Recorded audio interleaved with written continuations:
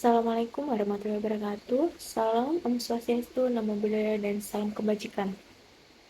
Yang terhormat, Bapak Dr. Andes Marmono Singgi, MSI, selaku dosen pengampu mata kuliah Sekuritas Portofolio kelas A. Perkenalkan, nama saya Agista Perdana Avandi dengan akhiran NIM 2006. Saya dari program studi D3 Administrasi Keuangan.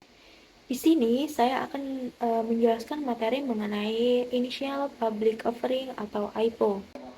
Sebelum kita memasuki ke materi, pokok pembahasan atau outline yang akan saya bahas yaitu yang pertama ada pengertian dari Initial Public Offering IPO atau IPO itu sendiri, yang kedua ada tujuan dari IPO, yang ketiga ada proses IPO, yang keempat keuntungan dan risiko IPO, kelima persyaratan dan regulasi IPO, keenam penentuan harga saham perdana, yang ketujuh dampak IPO terhadap perusahaan, delapan strategi pemasaran IPO dengan roadshow, dan dilanjut dengan yang terakhir ada kesimpulan. Memasuki outline yang pertama yaitu pengertian dari IPO.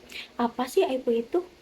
IPO atau Initial Public Offering atau penawaran umum perdana saham adalah proses di mana suatu perusahaan menawarkan sahamnya kepada publik untuk pertama kalinya melalui pasar modal. Dengan melakukan IPO, perusahaan resmi menjadi perusahaan terbuka atau TBK dan sahamnya dapat diperdagangkan di bursa efek.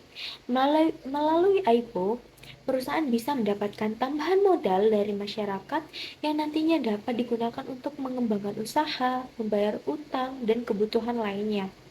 Selain itu, menjadi perusahaan terbuka juga dapat meningkatkan citra perusahaan dan memperluas jangkauan bisnis karena mendapatkan kepercayaan lebih dari masyarakat dan investor.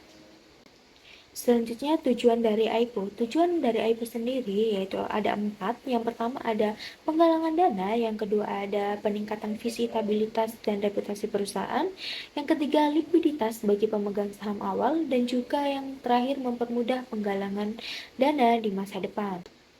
Next yaitu proses IPO. Proses IPO sendiri ada 5. Yang pertama itu penunjukan underwriter dan persiapan dokumen. Yang kedua penyampaian permohonan pencatatan saham ke BEI dan penitipan kolektif ke KSEI. Yang ketiga penyampaian pernyataan pendaftaran ke OJK. Yang keempat penawaran umum saham kepada publik, dan yang terakhir pencatatan dan perdagangan saham perusahaan di Bursa Efek Indonesia.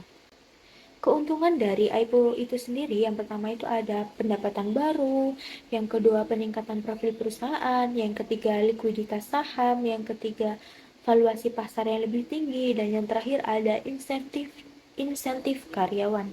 Sedangkan untuk risiko dari IPO itu yang pertama ada biayanya itu tergolong cukup tinggi. Yang kedua keterbukaan informasi karena perusahaan sudah TBK.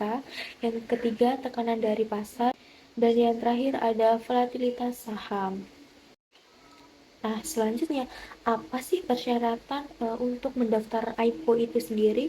Yang pertama itu usia perusahaan, yang kedua aktiva bersih, yang ketiga jumlah saham yang dijual, yang keempat harga per lembar saham, yang kelima jumlah pemegang saham publik, yang keenam direksi perusahaan, yang ketujuh struktur perusahaan, dan yang terakhir laporan keuangan.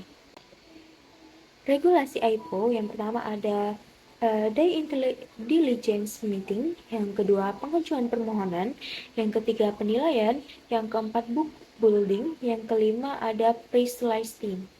Selanjutnya ada penentuan harga saham. Nah, penentuan harga saham ini biasanya dilakukan dengan bantuan dari underwriter yang bertugas menghitung dan merekomendasikan kisaran harga berdasarkan evaluasi yang mendalam.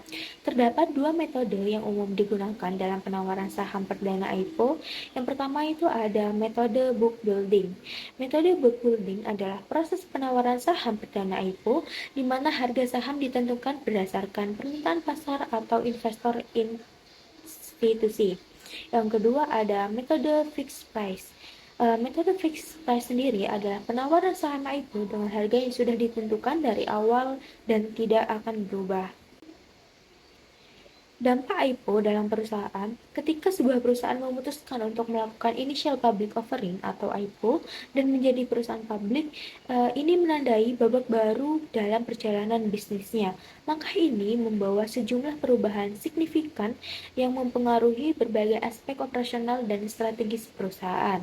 Dampaknya bagi perusahaan yaitu yang pertama, transparansi keuangan yang meningkat, yang kedua peningkatan akuntabilitas, dan dilanjut dengan yang terakhir yaitu perubahan struktur kepemilikan.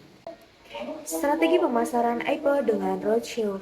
Roadshow adalah serangkaian presentasi yang dilakukan oleh perusahaan yang akan melakukan IPO kepada calon investor, seperti investor institusional, analisis keuangan, dan manajer investasi. Tujuan utamanya adalah untuk memperkenalkan perusahaan, menjelaskan kinerja keuangan, prospek bisnis, serta menjawab pertanyaan dari calon investor. Kegiatan ini dapat dilakukan secara langsung di berbagai kota atau secara daring melalui siaran langsung. Komponen utama dalam roadshow yaitu ada presentasi perusahaan, kinerja keuangan, proyeksi masa depan, penawaran saham, dan juga tanya jawab. Dampak positif dari roadshow itu sendiri yang pertama itu dapat meningkatkan minat dan permintaan terhadap saham. Yang kedua, menunjukkan profesionalisme dan transparansi perusahaan. Dan yang terakhir, menyukseskan proses IPO atau penetapan harga optimal. Kesimpulan yang dapat kita ambil dari materi yang telah saya jelaskan tadi yaitu initial public offering atau IPO adalah proses di mana sebuah perusahaan swasta menawarkan sahamnya kepada publik untuk pertama kalinya melalui pasar modal.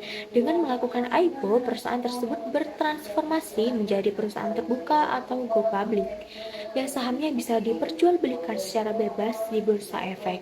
Tujuan utama perusahaan melakukan IPO adalah untuk mengumpulkan dana segar yang dapat dipergunakan untuk berbagai keperluan seperti ekspansi usaha, pengembangan produk, pelunasan hutang, atau peningkatan kapasitas produksi.